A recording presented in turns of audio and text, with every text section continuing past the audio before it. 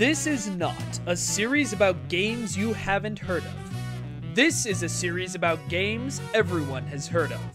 Games that everyone has an opinion on, regardless of whether they've played them or not.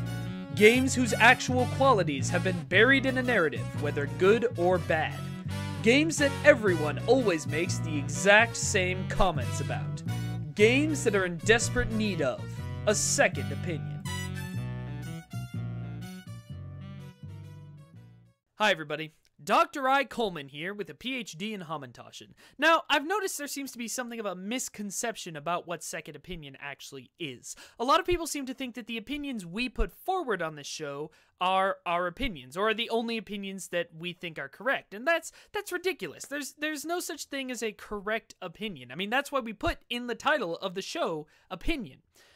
These are just opinions that we think are interesting, that are worth considering in some way. So for example, this week, I got a really nasty, really unpleasant comment, I'm not going to read it, should have been deleted by now, on my video where I said that the original Doom had some flaws. And as you can see, I think that Doom is a bit alright. So just keep that in mind, especially this week. We got a request from a YouTube user called Zen Warrior the Real, who asked that we talk about Symphony of the Night. And my dear friend and fellow Hey Poor Player video producer, Nathaniel Terencio, asked to do this video. He asked to write this video, and he did. Not because he doesn't like Symphony of the Night, but because it's one of his favorite games ever, and he said he thought it would be really interesting to talk about some of the flaws with it. So just keep that in mind. If Nathan, who loves the game, thinks that it's worth giving Castlevania Symphony of the Night a second opinion, then maybe you'll feel the same way. The legacy of Castlevania Symphony of the Night cannot be overstated. The game created one half of the subgenre of Metroidvania, revived interest in the Castlevania franchise, and set a decade-long precedent for the games that followed it. Symphony is considered by many to not only be the best Castlevania game, but one of the best 2D side-scrolling games ever. But is it really?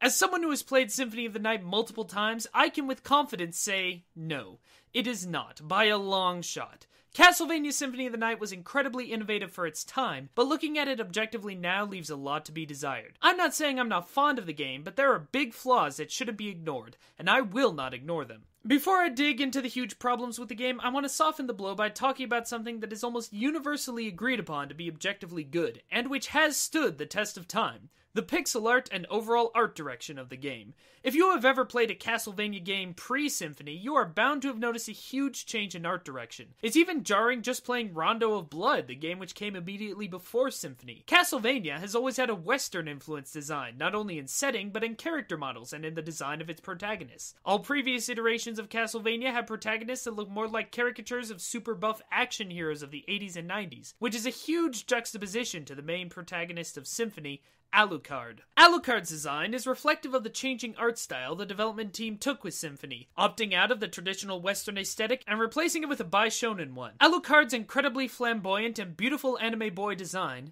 Nathan, what is this filth you're having me read? I'm an American!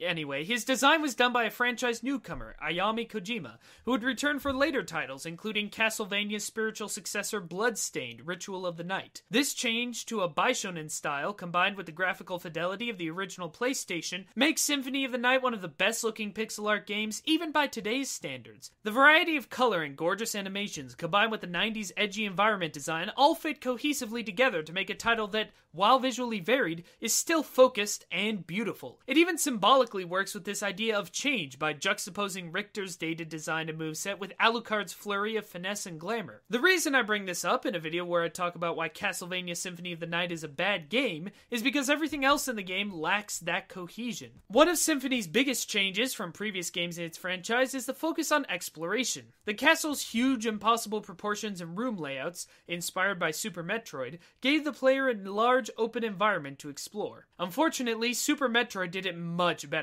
Exploration is shallow and you don't really feel like the game's encouraging you to take part in it. Exploration rarely rewards you with anything really useful around the mid to late game, and it makes me wonder what's the point of exploring it, if only to find a crappy sword with stats weaker than the weapon I currently have. There is a reward for exploring super thoroughly, but I'll save that for later. Backtracking in these games is almost never fun, and Symphony's backtracking is the absolute worst. The backtracking alone isn't what's bad, it's the fact that the level design does not complement it at all. In a game where you are continuously backtracking, why would you purposefully put long, repetitive hallways with enemies that serve no purpose other than being annoyances? I mean, there are rooms that are incredibly difficult with tricky enemy placement and platforming, but if I'm supposed to backtrack through that room multiple times, why make it so difficult in the first place? There's no balance here, and the game lacks a lot of the level design pragmatism that even other games in its own franchise did well. Why encourage me to explore and backtrack, but have poor level design that doesn't complement me having to go through the same room a million times? This is further messed up by the addition of RPG elements. RPG elements are much more predominant in this game than in previous installments. As you fight monsters, you gain experience, which in turn is used to gain levels to increase your stat points. There are an abundance of items you can equip, familiars you can summon, and even magical spells you can cast. I don't typically mind RPG elements in games, but it seems as though Symphony of the Night added RPG elements without thinking about how they affected the rest of the game. For example, there is a lot of action platforming in the game, and you can use mechanical skill to combat most encounters, which is very typical of Castlevania games of the past. However, this doesn't always coincide with the RPG parts. By late game, it is very easy to kill enemies just because you've collected enough good equipment and leveled enough that enemy patterns don't matter as much. So what's the point in finesse when everything dies in one hit? And on the opposite end of the spectrum, what's the point of RPG-esque resistances if you can jump and dodge elemental attacks? Noticing a theme? Everything about Symphony of the Night is a jumble of mismatched mechanics that don't flow together. Is complicated level design necessary if you're just going to grind and backtrack most of the time? What's the point in complicated and interesting enemies if you can just sort of treat everything as a war of attrition? Do you need spells and resistances when this is still an action platformer and you can dodge attacks? All further complicated by room design that doesn't know if it's supposed to be a precision-based action platformer or an RPG grindfest. The lack of depth in the RPG elements is shown with the clunky, bloated UI as well. Throughout your backtracking journey, you will collect a myriad of gothic anime weapons that will be more often than not worthless, so the logical thing to do would be to sell them, right? Wrong! All you can do is set them to the bottom of your inventory and watch the garbage pile up. What RPG, in any time period, ever did that? Let's move on. There's a lot of mixed feelings about Symphony's plot. It's usually the last thing people talk about because of how cheesy and theatrical it is. The game starts where the previous ended, with Richter Belmont slaying Dracula. Years later, Alucard, who is totally not the son of Dracula or anything, arrives at the castle and must battle grindy mobs and backtracking while trying to kill Richter, who has claimed the castle for himself. That is the premise, and boy, is it delivered with the theatrics that only an ancient Athenian theater could pull off. I mean, the voice acting is bad. Laughably bad. It was not by my hand that I'm once again given flesh. I was called here by humans who wish to pay me tribute. What is a man? A miserable little pile of secrets. But enough talk. How about you? And yet, I have to confess that I actually find the cheesiness kinda charming. As you progress through the game, you fight a myriad of bosses, most of which are cool, and finally confront Richter. Richter's evil plan is to resurrect Count Chocula so that he may fight him for all eternity. This is probably my favorite part of the story, the symbolism of fighting Richter, who represents the old Castlevania, with Alucard, who represents what Castlevania will be, is something truly spectacular. Now, the game ends there, with you killing Richter, unless of course you do a bunch of bullshit to unlock the inverted castle. Yes, the inverted castle. If you unlock this, you find out that Nosferatu is going to be resurrected anyway, so now you have to kill your dad. The inverted castle, as the name implies, is essentially the same castle, just flipped. It does have better level design and is much more challenging, but the fact that they added a whole second game that's just the first game backwards is indicative of Symphony of the Night's biggest problem, and the reason it feels like so many of its mechanics have nothing to do with each other. Feature bloat. Feature bloat is when a game tries to add features or aspects for the sake of quantity, creating a sense of value for the player because of how much content there is. The problem with this is when the quantity lacks an equal amount of quality to scale with how much is there.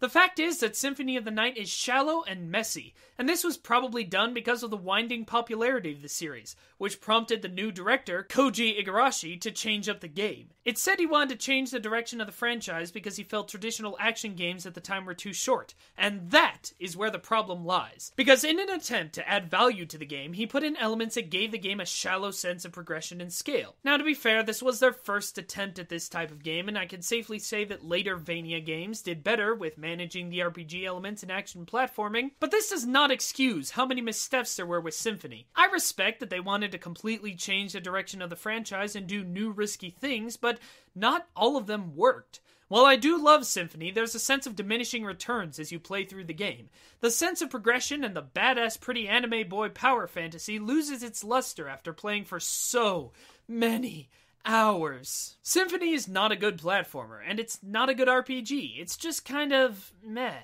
I respect what this game did and the legacy it has left behind, but it's hard to deny the jankiness that's present. I think if we could take away anything from Symphony, it's that if you are going to combine elements of different genres, make sure they work with each other rather than grinding against each other. A middle ground is possible. The Souls games have proven that RPG elements can be combined with a super difficult action title and still have good exposition. Symphony of the Night is not as good as people remember it to be, and that's okay. Things with a long-standing legacy and influence aren't always objectively sound. I still love Symphony of the Night, but it is a messy, feature-bloated mess. Also, never name your main character Dracula backwards. So, there you go, Symphony of the Night. If you liked this week's episode, remember it was written by Nathaniel Terencio. You should look up some of his stuff. He did an interview with the developer of Yooka-Laylee, actually. Just went up yesterday on this very channel, so check that out. You can also find us at Hey Poor Adventurers, our Dungeons & Dragons show, or the Hey Poor Podcaster. We do a bunch of stuff together. He's a great guy. And beyond that, thank you for watching. And yeah, Symphony of the Night is a bloated mess of a game. And that's our professional opinion. Which is just an opinion. It's just an opinion. Thanks for watching this episode of Second Opinion. Thanks again to Nathan for writing it, and thanks again to Zen Warrior the Real for recommending it. If you have a game you think needs a second opinion, be sure to let me know in the comments, and there's a good chance your idea will be covered on the show just like Zen's was. New episodes go up every Friday night. If you want to see more work from me and the rest of the talented Hey Poor Player team, be sure to subscribe, follow us on Twitter, or check out HeyPoorPlayer.com, where I do a lot of reviews. If you know someone you think would like the show, please tweet about it or share it on Facebook, or just spread the word. Every extra view proves the show is viable and ensures that I can make more episodes. Until then, stay professional, stay opinionated.